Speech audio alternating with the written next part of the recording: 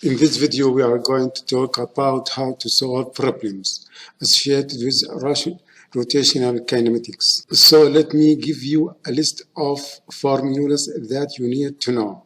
So on the left side, we are going to put all of the linear equations that is associated with translational motion. And on the right side, all of the angular equations that's associated with the rotational motion. So the first equation that you need to know is if an object is moving with constant speed. That is if it has zero acceleration, so d is equal to vt. D can be used as displacement or distance. Distance and displacement is the same if an object moves in a straight line without changing direction. Angular displacement is equal to omega times t. Notice that similarities between these two equations. So v represents linear speed or linear velocity. Omega is angular speed or angular velocity. D can represent displacement or distance depending on how it is used. Theta can be angular distance or angular displacement. Now what about if an object is moving with a constant acceleration value? So then we have these equations. V final is equal to V initial plus AT, where V final can present the final speed or final velocity. In the angular inverse, it is going to be omega final is equal to omega initial plus alpha t. So whenever you see and replace with an alpha.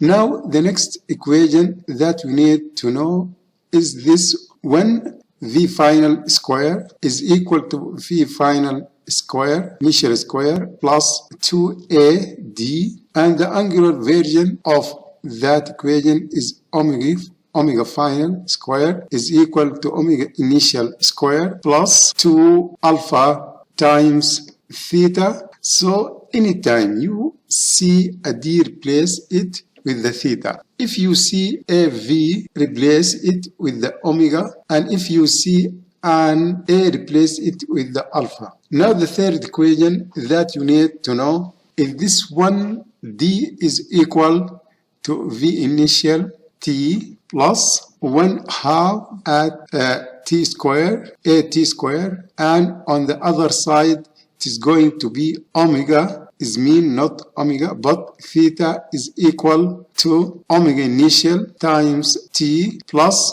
1/2 alpha t square, and there is one more equation. The displacement is equal to the average speed or average velocity, which is the sum of the initial and the final velocity divided by 2 times t. So this is the variant of this equation. Instead of using V, using average V, so omega is 1/2, theta is 1/2 omega initial plus omega final times t. So you may want to write down these equations for the problems that are about to come shortly. Now there are some other equations that will need to add it to the list. The first one is this one: linear displacement is equal to the angular displacement times the radius. Now perhaps you have seen this equation in as arc length is equal to the angle in radians times the radius. It is very similar. Now the next one: linear velocity is equal to angular velocity times the radius, and linear acceleration is equal to the angular acceleration times the radius. Notice how similar these three equations are, so make sure to add these two equations to your list. Now let's start with this problem. A wheel spins at constant angular speed of 24 radians per second, how many revolutions will the disk go through in the 5 minutes? So we don't have any acceleration in this problem. So the main equation we need is theta. I am not sure what happened there, but theta is equal to omega times t. Now we have omega, which is 24 radians per second, and we have the time in minutes, but we need to convert it to seconds. 1 minute is equal to 60 seconds, so 5 minutes is to be 5 times 60, which is 300 seconds, which I am going to put right here. So if we multiply omega in radians per second by the time in seconds, this will give us the angular distance in radians. So it is 24 times 300, which is 7,200 radians. Now we need to convert this angle to revolutions. So what you need to know is that 1 revolution is equal to 2 pi radians. 2 pi radians is 360 degrees, and that represents a full circle. So take 7,200 and divide it by 2 pi, or 6 pi to 8, and you should get 1,146 revolutions. So the wheel is going to make 1,146 complete cycles or complete revolutions during the 5 minutes. Now let's move on to part B. How far along the ground will the wheel travel at this rate in 5 minutes? So here the wheel here, the ground, we want to know what is the linear distance as opposed to the angular distance. So how can we get this answer? So recall that arc length or linear distance is equal to omega, I mean theta times r, but we need to use the angle in radians, not revolutions. So it is going to be 7,200 radians multiplied by the radius, which is, I didn't give you the radius of the wheel, so that the one thing I forget to do in this problem. So let's say the radius of the wheel is 2 meters. So that means that 1 radian will have an arc length of 2 meters. So the distance that the wheel will travel is 7,200 times 2, so that's going to be 14,400 meters. So that the answer is part B. If the radius of the wheel is 2 meters. Now let's move on the number 2. A disk speeds up from rest at a constant rate of 2.5 radians second squared. What is the final angular speed of the disk after 18 seconds? Well, let's write down what we know. So we know the initial angular speed is 0 because it starts from rest, or our goal is to calculate the final angular speed. We are given the angular acceleration. It is 2.4 radians per second square, and we know the times is 18 seconds. So what equation contains these 4 variables? So the equation that we need is this: 1 omega final is equal to omega initial plus alpha t. Omega initial is 0, alpha is 22.5 radians per second square, and the time is 18 seconds. So this will give us the final angular speed in radians per second. So it is 2.5 times 18, which is 45 radians per second. So that it is for part A.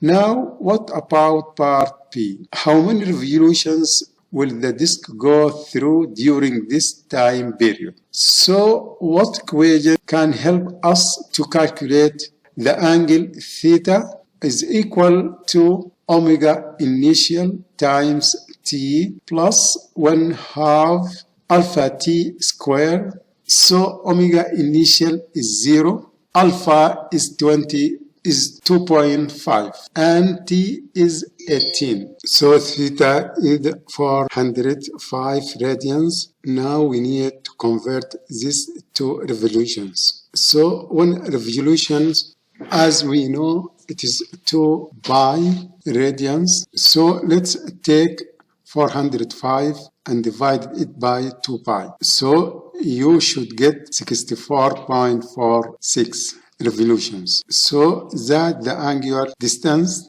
that disk travels during this time period. Now what about part C? What is the linear speed of a point at the edge of the disk after 18 seconds? Keep in mind the final angular speed we said was 45 per second. It was 18 times 2.5, and that's how we got that answer. So to find the final linear speed from the final angular speed is just omega times r. So we just got to multiply these two values and we have the radius of the disk. It is 50 centimeters, which is equivalent to 0.5 meters. So keep in mind 100 centimeters is equal to 1 meter.